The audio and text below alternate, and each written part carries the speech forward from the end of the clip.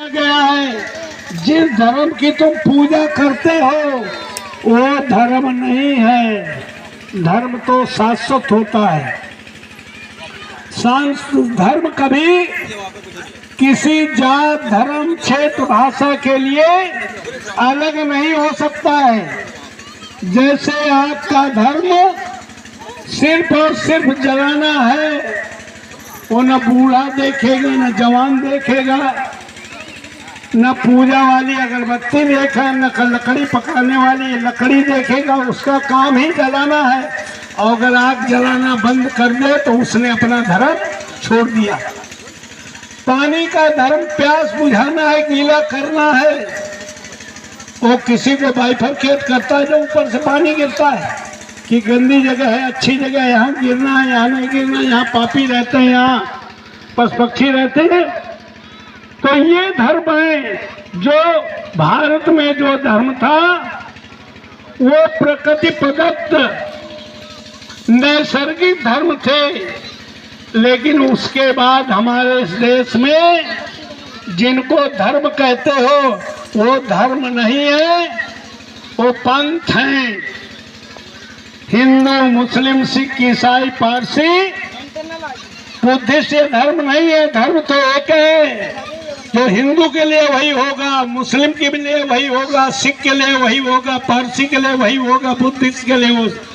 समूची कायनात के लिए जो एक जैसा धर्म निभाए वो धर्म है कि नहीं है? लेकिन दुर्भाग्य है कि बुद्ध का धर्म जो पूरी दुनिया में भारत को छोड़कर अगर सबसे ज्यादा बुद्ध को माना जाता है, सबसे ज्यादा बुद्ध को जाना जाता है, तो पूरी दुनिया में बुद्ध को जाना जाता है। और जहां बुद्ध पैदा हुए वहां के लोग बुद्ध को भूल गए और कर्म कांड में जुट गए। हम चाहते हैं कि हमारे साथी ने एक अच्छी पहल की है। यहाँ बुद्ध की प्रतिमा मिली थी या बुद्ध की प्रतिमा बनाई जाती थी, कोई बात नहीं है। लेकिन बुद्ध के विचारों का और बुद्ध ने जो सबसे बड़ा काम किया है, क्या किया है? उन्होंने घर बार क्यों छोड़ा? उन्होंने दुख का कारण ढूंढने के लिए कि अगर दुख का कारण है, सारे लोग दुखी हैं। आज किसी भागवत में देखो, कोई कथा करा लो, भागवत करा लो, पिंडा परा लो, गया भोज कर लो, काहे के लिए?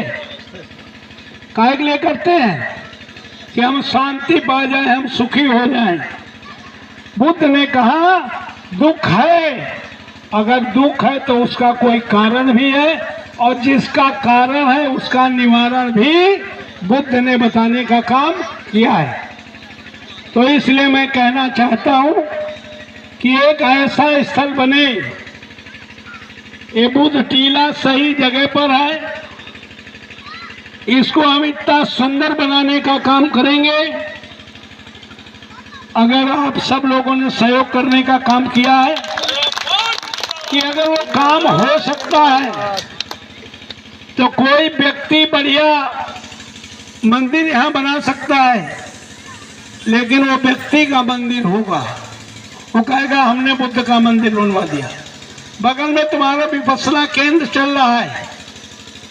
अगर बुद्ध के धम्म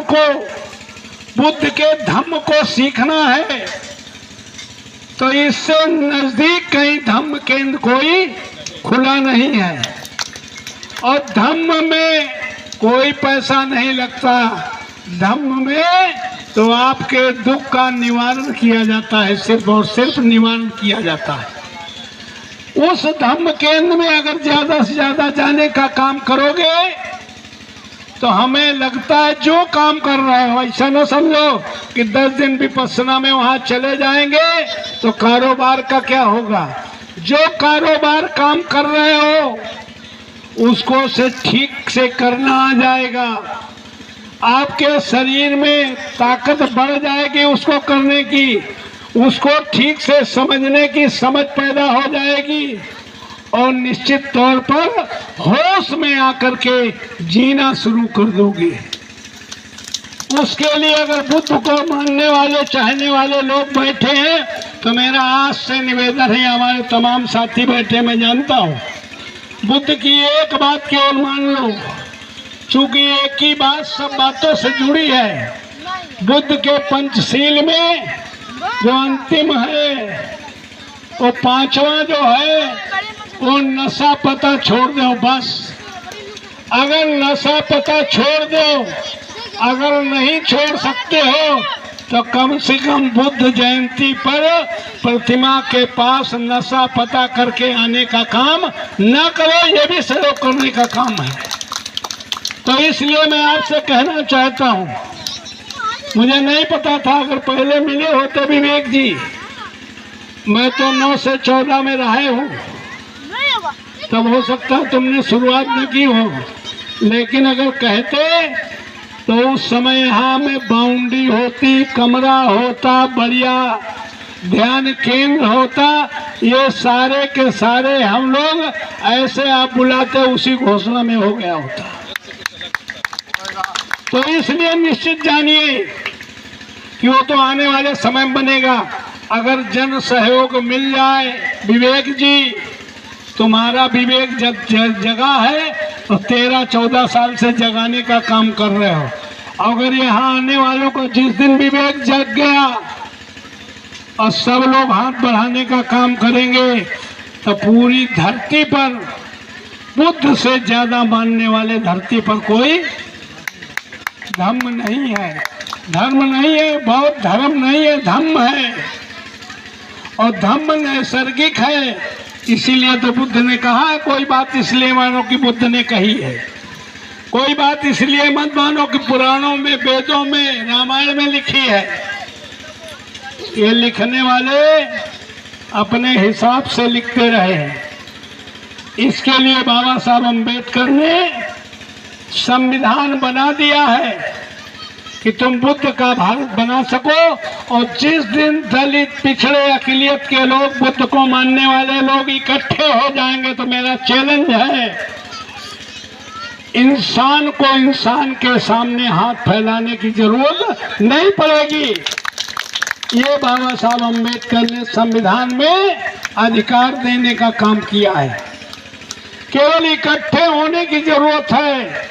हम ऐसा नियम, ऐसा कानून पार्लियामेंट में पास करने का काम करेंगे जिसके कारण पति को पत्नी के सामने, पत्नी को पति के सामने, भाई को भाई के सामने, बाप को बेटे के सामने, माँ को बेटे के सामने, बहन को भाई के सामने, इंसान को इंसान के सामने हाथ फैलाने की जरूरत नहीं पड़ेगी। यही बुद्ध 2600 वर्ष पहले एक दर्शन देने का काम किया था। उस दर्शन को अगर इम्प्लीमेंट करना है तो भैया अगरबत्ती जलाने से वो धर्म पूरा, बुद्ध की प्रतिमा लगा लो, बुद्ध माँ माला चढ़ा लो, बुद्ध माँ अगरबत्ती जला लो, बुद्ध माँ अपदीपो भव नाम पर अगरबत्ती जला दो, इससे नहीं है। बुद्ध तो ये कहते हैं, एक साथी रोज प्रवचन सुनने आता था बुद्ध जी के,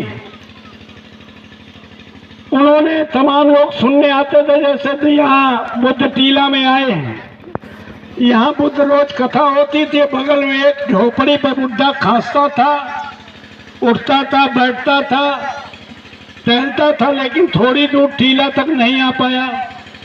तो बुद्ध के शिष्य आनंद ने कहा, भगवान आपका प्रभाव बड़ी दूर तक पड़ा है, लेकिन बगल वाली झोपड़िया वाले बुढ़े पे तो बिल्कुल नहीं पड़ा है। तो बुद्ध ने उनसे कुछ कहा नहीं, कहना चलो देखते हैं चल के। तो झोपड़ी पे गए, बुढ़ा झोपड़ी पे करा रहा था, उसके सर पे हाथ फेरा बुद्ध ने तो उसका सर तप रहा था, उसको 5 दिन से भोजन नहीं मिला था। बुद्ध ने आनंद से कहा कि पहले इसको भोजन ले आओ।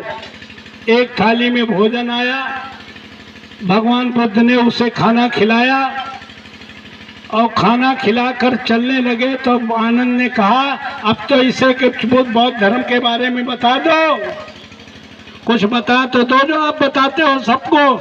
तो जानते हो भगवान बुद्ध ने क्या कहा? उन्होंने कहा आज की शिक्षा इसका भोजन था। यहाँ करोड़ों लोग भूखे नंगे हैं, अंगूठा छाप हैं, खुले आसमान में रह रहे हैं, उनमें हम जात ठूस रहे हैं, उनमें हम धर्म ठूस रहे हैं, उनमें हम संप्रदाय ठूसने का काम कर रहे हैं, इसलिए उसका कोई असर नहीं हो रहा। लेकिन उस काम को बाबा साहब अम्बेडकर उन्होंने ऐसा काम कर दिखाया। हमारे जैसे लोगों ने ये संकल्प लिया है, हम अगर इसी पार्लियामेंट में होते तो बाबा साहब अम्बेडकर ने कहा था, हमने संविधान के माध्यम से आपको एक वोट के माध्यम से प्रधान से लेकर प्रधानमंत्री बनाने का अधिकार दे दिया, जिनमें हिम्मत हौसला हो के बनने का अधिकार दे दिया। हमने इस संविधान के जरिए आर्टिकल 25 में हमने धर्मनिरपेक्ष पंथ निर्वेश संविधान बनाकर धार्मिक आजादी दे दी। हमने आर्टिकल 15 में समानता का अधिकार देकर सामाजिक बराबरी का अधिकार देने का काम किया। लेकिन इन तीनों आजादी से तुम्हारा भला होने वाला नहीं है जब तक तुम्हें आर्थिक आजादी ना मिले। आर्थिक गैर बराबरी जब तक दूर न हो तब तक तीन आजादी से तुम्हारा भला होने वाला। चूंकि 545 MP तो पूरे देश में बन पाएंगे, सब थोड़ी बन पाएंगे।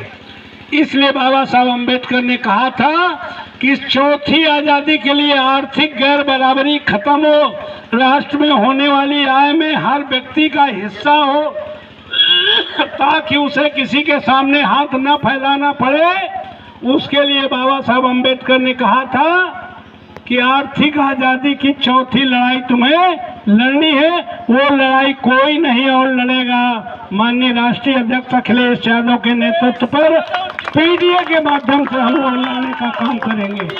हम लोग पीडीए बनाकर करने का काम करेंगे। हम आने वाले किसी भी चुनाव में न डरेंगे, न बटेंगे, न किसी नए लालच में फंसेंगे। पीडीए के लोग गांव की लड़ौरी में चक्रोट नाली खरंजा की लड़ाई में बटेंगे नहीं। बाबा साहब अम्बेडकर के संविधान को बचाने के लिए और बाबा साहब के संविधान के अनुसार बुद्ध का भारत लाने के लिए पीडीए के लोग एकजुट होकर के इस देश में कब्जा करने का काम करेंगे।